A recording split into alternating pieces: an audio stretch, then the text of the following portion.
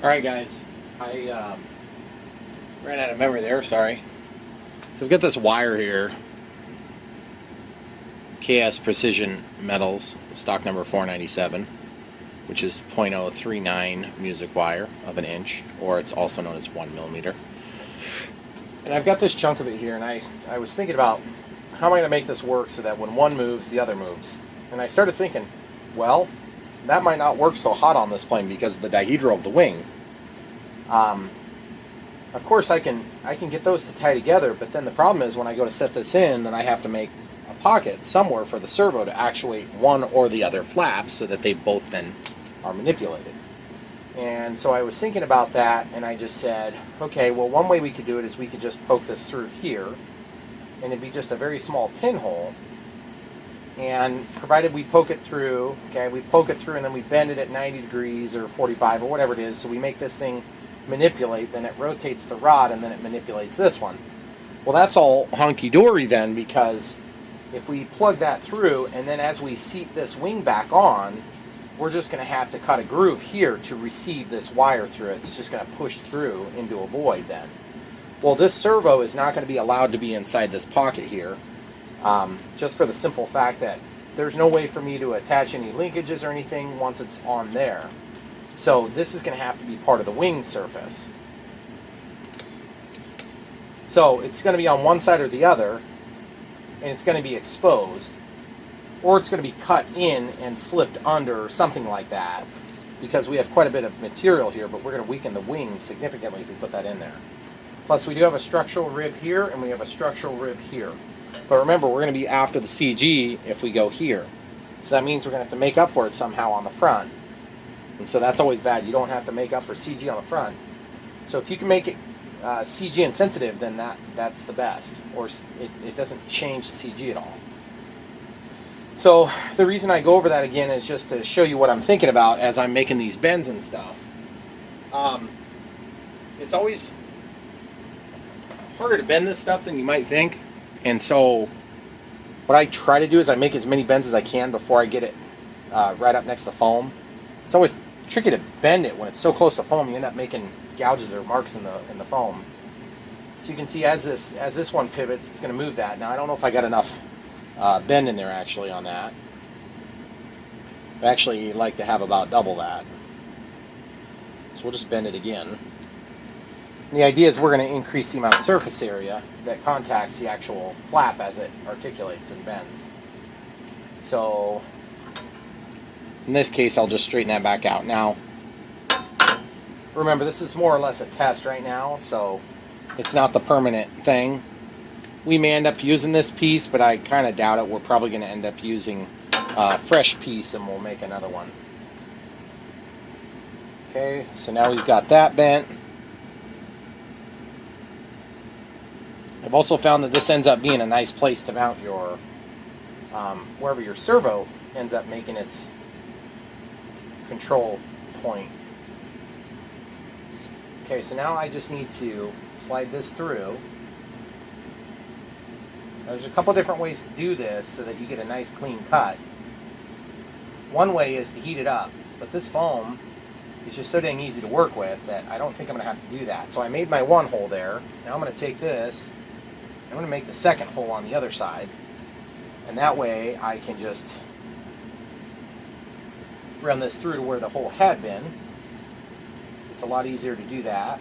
Now I'm not going to put any bushing in there or anything, but if you wanted to, you could put a brass bushing in there, and that would really help to strengthen and shore up this the motion of this flap activity. So the idea is all you're going to be doing is you're just basically making both flaps deploy at the same position.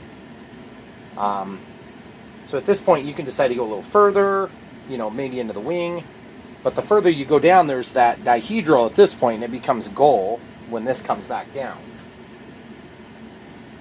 So now I have to grab this and somehow bend it, but you want to keep away from bending the rest of the, bending it where it's going to damage your foam.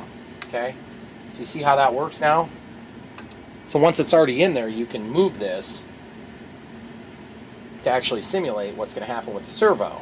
And of course, the servo is going to move it just the same way you're going to move it with your fingers. So I'm going to bend this back down. Just bending it back down. You see how it's flat on both sides there. I'll actually take a little bit more bend out of this. Of course, now it's in the foam, so it's a lot harder to do this. But it's important to try to get it as close as you can. Now, this is going to be harder later. Okay, so now, a 1mm rod you could probably cut with these, but you will have a tendency of destroying your tool. Like you'll really screw up the tip. The other thing is, at this point, if you wanted to, you could eliminate the need for having another control adapter somewhere. But I think I'm just going to keep it simple, stupid, on this one. I'll just cut it out here so it's about the same as the other side. That also makes for a really sharp point, so be careful. Okay, so just now we can see if that's enough to control, and we're going to see if it's going to cause all sorts of grief for us. Because you can see what's happening is it doesn't like to go all the way back to the home position now. But that's because we're hitting on the frame of the plane. So now let's tape that down and see how effective it is in transmitting the mechanical action from one side to the other. So we're just going to take some tape. Now this tape is potentially temporary, so let me just make it temporary. Okay, so we've got a little tail on there so we can peel it off easier later. But we've got the same tape that we're going to be using, it's just not in a permanent fashion the way we've laid it in there. Okay, so you see how the flaps are wanting to push up? Well, we'll push it tight with one side, but it's not going to transmit that very well. But the deployment part, that should work pretty decent. But you see how we got a little bit of a bend here as we try to deploy. So what we got to do is we got to slip this up a little bit to a higher point. You see how we're getting a little bit of binding there, so that's going to be really hard on a servo. So I need to slip that up on this side too. So I'm going to grab my tape, pull it up, reposition it slightly. The idea is if you have to work pretty much at all, then your servo is always going to be buzzing. You're going to be creating excessive heat on your servo. You could overload your electrical circuits. So we really need to get to the point where there's any friction is up at this angle. See, and if we move this one, they both move equidistantly. Now, the idea is later on you can hold these and make adjustments, fine-tune adjustments from left to right. But you see, when you try to tighten that back closed, it doesn't really want to pull this one all the way. So a lot of times you have to almost overdo one side versus the other.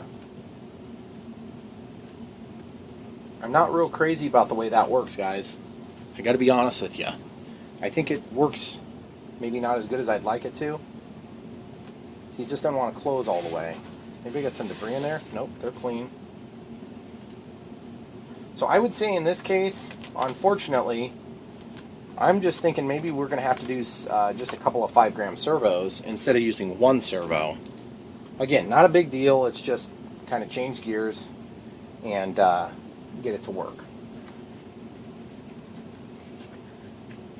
Yeah, I think that's what we're going to have to do on this one. So I'm going to get my stuff ready and we'll do that next. Okay, so the first thing we're going to have to talk about is a Y cable. And obviously we've already talked about our 5-gram Hextronic servos. We're going to be using two 5-gram Hextronic servos, which are like this here.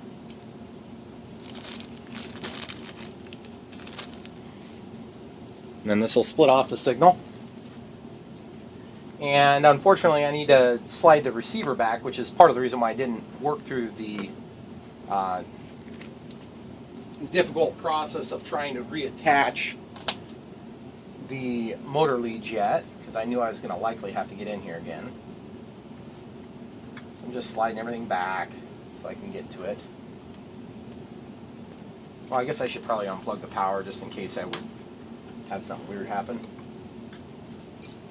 Okay, so the reason I chose this particular length of extension cord and Y splitter is just so by the time I put these servos in, you see they're quite a bit smaller. There's not going to be that much lead left, so this will give us the reach that we need to get inside the middle of the fuse. So won't be super difficult to do this. It's actually quite a bit easier to install two servos as opposed to one, because making pockets for servos is easy, and that's one of the big steps you have to do when you're doing 2 servos versus 1 servo. Okay, so now we've got access to this. Go ahead and tug this out very gently. Go ahead and unplug that. We can lay that aside. We'll use that on another project, obviously. So now we need to plug this in. The thing that's kind of nice about this too is then we have 2 plugs that we can access to do binding with, because this actually is the bind plug that we're plugging into, guys. So it just happens to be that way on my radio system. Yours is probably going to be different unless you use the same radio that I'm using, which is a Lemon RX 7-channel with stabilization. Okay, so you see the pins and everything out there. Okay, great, hunky-dory. I'm just going to try to manipulate some of these cables before I push it back. And incidentally, I normally put a little hot glue on the strip of the connections, but in this plane it's just sitting tight. I don't want to thicken it up at all and cause problems there for myself later. The other thing is, I am eventually going to have a white light that is going to be on the tail of this plane. I probably won't get that done today. I'll do that some other time. But I'll have to eventually get back in here for that. So one added benefit of using 2 servos versus 1 is that, of course, we'll be able to unplug and separate the wings if we need to. And, of course, we've still got the stupid aileron plugs that go down in there. I could have put those on an extension cord, but I don't want an extra extension cord in there. Okay, so we're going to plug these both in. I'm going to show you the way that this works if you don't already have your mind wrapped around it. It's pretty simple. 2 servos run off the same channel, are going to articulate the same direction. If they're in the same position, you have to accommodate for that somehow, whether you're going to try to reverse the signal or if you're going to try to do another method. It really doesn't make a difference which direction you go with that. But in my opinion, the easiest way to do it is to just put the servos, make the pockets so that they allow for the correct direction of travel. Okay, so these are centered now, more or less. So I'm just grabbing the little control horns out. I'm going to go for just a straight one. The one that just shoots out one side, because we're not doing a push-pull system here. And there's a screw that we're going to set in there eventually as well. Okay, so just laying them down like that. See how they go the same direction? But that's because these aren't. Now, if you were to cut the pockets the same way, one would go one way, one would go the other. And you can reverse the signal operation. But there's one other complication when you do it this way. Is you see where the wire comes out here? The wire comes out at a weird spot. Okay? So, and you can't just say, oh, just do it that way, because then they still go the other direction. See? Opposite directions. So you pretty much have to accommodate for that somehow. It just depends on how you want to do it. In my case, I'm probably going to bring this out into the wing a little bit, chasing the wire through the channel, and that way I can manipulate the flap a ways away from the fuselage, so when I'm hand launching it, I don't have to worry about hitting the controls, especially if I hand catch it. I want these things out a little bit so that they're out of my way. And plus, they're kind of ugly, but it's not going to hurt anything. You just tape over it with some white tape, you won't even see them. So I'll probably go out to this third pocket here, and that's where I'm going to end up putting them. I've just made a decision, that's where I'm going to do it. So now I just need to kind of get things temporarily attached, so I'm just going to throw a little bit of tape on here. Just kind of start thinking about positions.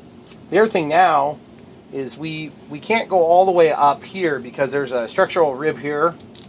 But what we want to try to do is mitigate this as close to the center of gravity as we can. Because this is going to be the majority of the weight. So we're adding 10 grams between the two of these.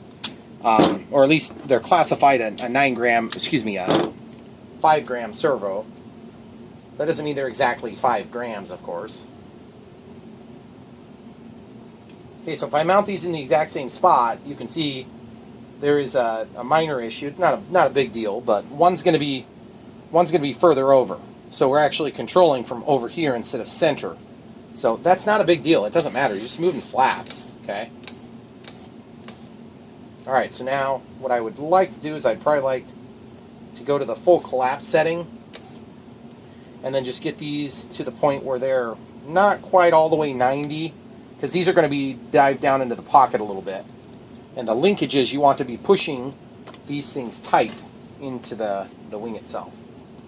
Okay, so that's the reason for the tape, is I'm just trying to kind of make everything the same, so that if I'm going to run into a problem, I'd rather have at least a sense about it right now, so I can come back to it later with a plan in mind, instead of making all these plans and then having it flop all over itself later.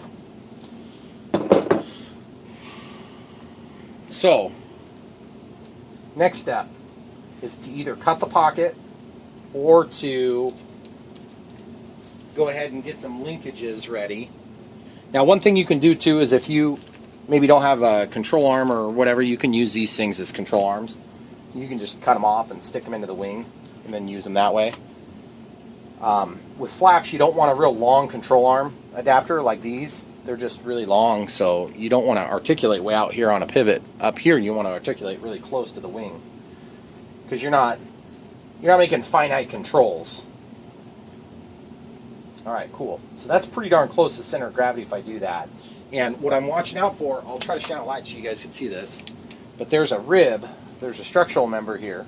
I don't know if you can see that shadow. There's a rib right there, and there's a rib right here. And that's what we're trying to avoid getting tied up with. So I'm just getting as close as I can without causing a problem.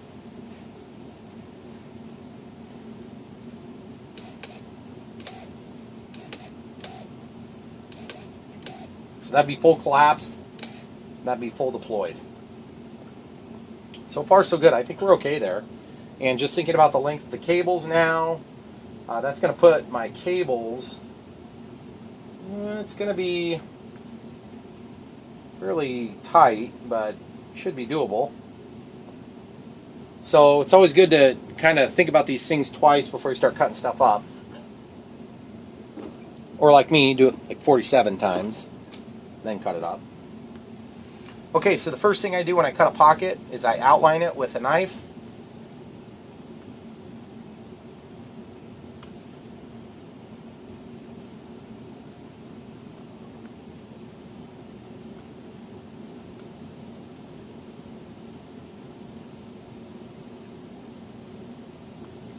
Okay, then I remove the surface, or remove it from the surface. And in this case I had a little tape here, so I'll just peel that tape off. Now, it does matter which one's which, but remember, you can reverse both of these at the same time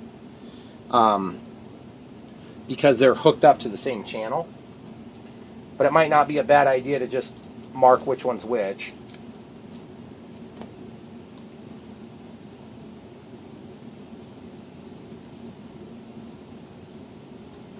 What I'm doing is I'm just cutting, kind of holding my finger to give me a depth gauge.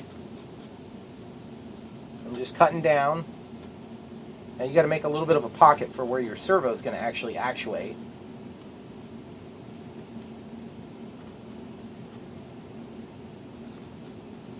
And then I usually take and I cut it like a 45-degree angle like this, okay? And then I cut it like a 45-degree angle like this. And then I cut at a 45-degree angle like this, and just gauging the depth of the wing. I mean, you don't want to be poking through the top of the wing. That would be very unfortunate. Okay, you see what I'm doing? So now that I've got that, I've got a plug started. You can pull that plug out. So once you have your plug out, you can take and run 45 degrees back into approximately where the edge of your cut would have been. And once you've done that, then you can use something as simple as a pair of pliers to pull out this little piece here. And you don't have to do it this way. There's a couple other ways to do it. I've done it with hot wire or like a hot knife, and that works pretty nice. It's actually a little easier to control, but this foam is super nice, so this works nice for this foam. Okay, so now my next step is going to be, let's refit it and see how much more we've got to cut out. Obviously there's some things we left out on purpose. I usually leave these tails out because they're a good place to kind of keep a little bit of pressure to hold it in there tight. Okay, so you see that pocket. You can kind of see when we push down on this, it's going to give us a little bit of a mark on where we've not cleared out yet. It kind of marks the foam for us, so it's very obvious where we need to cut out. Keeping in mind that we're removing some material, but that's going to be an inconsequential amount of weight. When we put this thing in here permanently, it's going to be a little bit of weight we're adding. So now I'm cutting a pocket, just cutting a channel real quick. And this channel is going to get us back to the main servo channel, which means at some point I got to peel this up. I'm going to go ahead and do it now. Just be nice to this because you want it to look neat when you're done. And you remember earlier how we taped this? Well, that's because we thought we were going to be doing the servo in the middle before we realized we hadn't accounted for everything. Just going to fold this back, get it out of the way. Use a little piece of tape to hold it in place for now temporarily. See, we're getting these nice little grooves here. These grooves will help us to line everything up.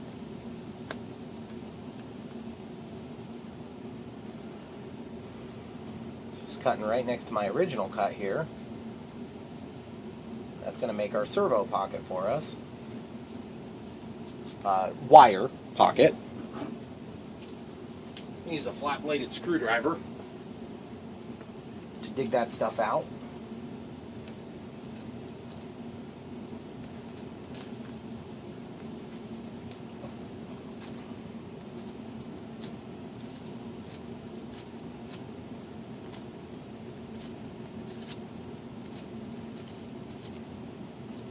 And yes, you're thinking, aren't you weakening the wing? Yes, I am. Thank you very much. We are weakening the wing, but we're just going to mitigate that risk as much as we can by weakening it as little as we have to, and then when we're done, we'll glue this back together to the servo, and then that will kind of hold this, the biggest part of weakening right here will be held together.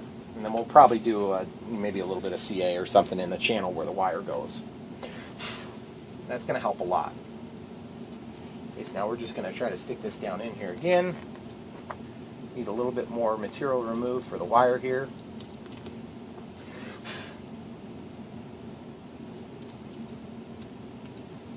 Okay, so we have this pocket working out pretty decent now. Okay, now it's not totally recessed, but this is where you can decide, you know, like, if that's the thickness of my wing, yeah, we should be amply able to accept the full thickness of this in there. So I'm just going to press into it. It feels like maybe we misjudged how far to go forward, and I'm running into my structural member, so unfortunately for this servo, it's going to lose this little tab. I don't like to lose those tabs, but you can lose them. They're not necessary in this application, not the way we're using these. So I'm just going to use side cutters and just cut it like that. Don't get too bent out of shape if you have to cut off one of these tabs once in a while. I'd prefer to keep them, of course, but particularly if we use this in another application where it needs to be screwed in. Okay, see how that works there? Now we got our servo wire down in there. And we're not flush yet, but we will be in a minute. Okay, so far so good. So now the next step is to probably go ahead and hot knife the rest of it. And hot knife, meaning I'm just going to use this piece of, it's just 20,000 shim. It's very thin. You could use a knife if you wanted. Get a little heat. I'm using a torch. Just heat up the tip. Make sure you grab the side that's cool. Get it nice and hot. Take out some more material.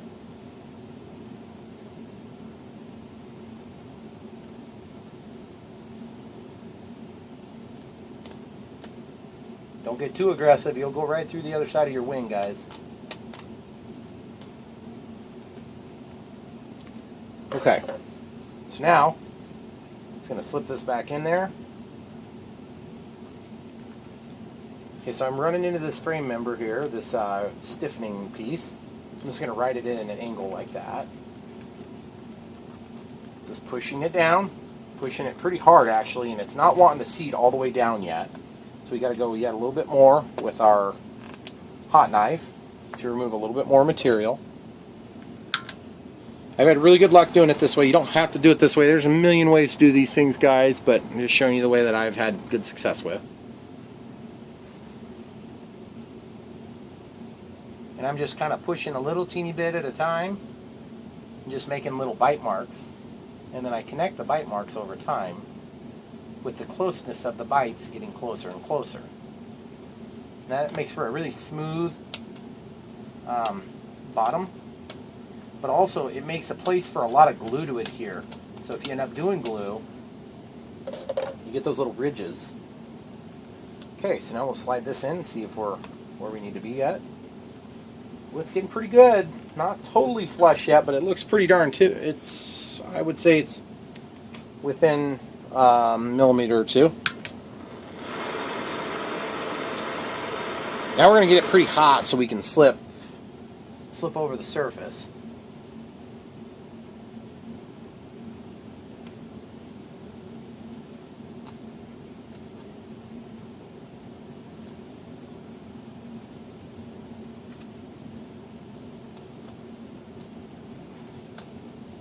Now if you put your finger behind here on the bottom of the wing, you can verify if you're pushing too hard because you'll feel it wanting to poke through. Okay, so we're going to let that cool for a minute. We'll put it on the surface. It's made of metal. It'll cool it down quick. So we're going to slip this down in here. And look at that, guys. We are so close. So close I can taste it. Kind of tastes like styrofoam. Oops. So now you see the next pot we're going to have to hog out. And that's going to be the home position, so we need to take and cut some of that out. Now, usually what I do is, whichever direction I'm going to have the throw of the control arm, you need to make thickness for the arm itself and then also for the rod that's going to be going through it, okay? So you see how I'm kind of cutting a wedge that's like circular, semicircle. I'm going to do the same thing on both sides, okay? Now some people prefer to just make a bigger pocket, and that's fine too. Just whatever makes sense for your application is fine, guys. It's just foam. It's not that big a deal. And then I'm going to take this. I do kind of want to have a little bit of a ledge there, but I don't want it to be so much that it's interfering with our ability to put it in every time. Okay. So there we go. So we didn't cut down far enough. I hear it buzzing. Okay, so we need to go a little bit more yet.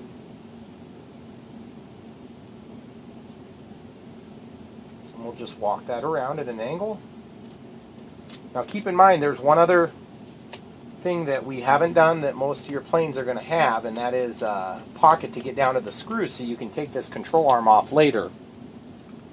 And something like this. Usually a pocket. Oh yeah, that's good. Usually there's a pocket or something of the sort so you can get down to the screw. But you got to make this pocket really steep. You don't want it to just be a shallow thing because then you never get the Phillips screws lined up. So what I usually do is I usually take a small wire. I don't usually use the screwdriver I'm going to use. I'll take another wire that's much smaller than the screwdriver it might be used. And I'll heat that little SOB right up.